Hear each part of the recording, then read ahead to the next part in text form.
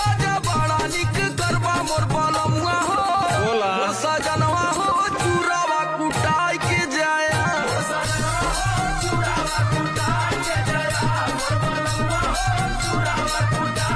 हाँ तो खिचड़ियों पहुँचाई के जाई।